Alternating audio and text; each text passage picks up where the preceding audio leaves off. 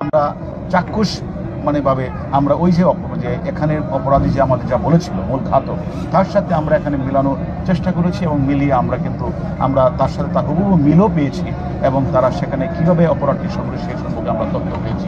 এবং আমাদের মূল কাজ ছিল একটা হলো যে আলামতটা উদ্ধার করা। আলামত উদ্ধারে আমরা কলকাতা পুলিশকে সহযোগিতা করা। দ্বিতীয়ত ছিল আমাদেরকে সেখানে যে সিসিটিভি মাধ্যমে ডিজিটাল এভিডেন্স আমরা কালেকশন করা এবং আমরা পাশাপাশি বিভিন্ন যে পারিপার্শ্বিক সাক্ষ্য প্রমাণগুলি রয়েছে ওই অপরাধীর কাছে আমরা যে তথ্যগুলি পেয়েছি সেগুলি আমাদের কাছে যে মূল অপরাধী গ্রেপ্তারটা মিলিয়ে দেখার কাজটা আমরা করেছি। আমি এই ক্ষেত্রে মনে করি যে যেহেতু আমাদের কাজ ছিল তিনটা, একটি হলো আমরা সেখানে ঘটনাস্থলে যাব, আমরা সেখানে সব কিছু খতিয়ে দেখব এবং আমরা তদন্তকারী কর্মকর্তার জন্য যে মূল বিষয় ভিকটিমের খণ্ডিত অংশ, পুরো অংশ অথবা অংশ বেশি উদ্ধার করা।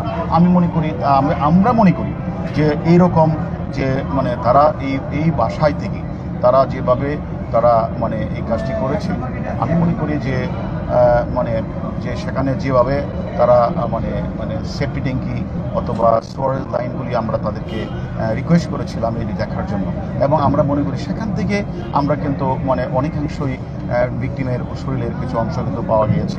এরা যদিও এটাকে এখন তারা ফরেন্সিক রিপোর্ট বা ডিএনএ টেস্ট করবে করে চূড়ান্ত জানাবে, তবে আমরা প্রাথমিক যেটা মনে করি যে সেখানে স্বাভাবিকভাবে এই মাংসগুলি এভাবে ফ্লাশের মাধ্যমে যায় না। সেক্ষেত্রে আমরা মনে করছি তারই হবে। তারপরেও আমরা এখানে একটা ডিএনএ টেস্ট হবে, ফরেন্সিক রিপোর্ট হবে, তারপরে চূড়ান্ত জানা যাবে। এক্ষেত্রে আমি মনে করি আলহামদুলিল্লাহ আমরা যে বিষয়গুলি চেয়েছিলাম আমরা সবগুলি আমার তথ্যপত্র আমরা পেয়েছি এবং আমরা মনে করি আমরা এক্ষেত্রে আমরা বলবো যে শতভাগ আমরা সফল। আপনারা জানেন আমাদের ইন্সপেক্টর জেনারেল পুলিশ স্যারের মাধ্যমে একজন অপরাধী আমরা জানি যে তথ্যপত্র বিশ্লেষণ দেখেছি সে এখন কাঠমান্ডুতে আছে। আরেকজন অপরাধী যেহেতু আপনারা জানেন যে মূল মদতদাতা বেনিফিশিয়ারি, সে এখন ইউএসএ অবস্থান করছে, সে আমেরিকান পাসপোর্ট।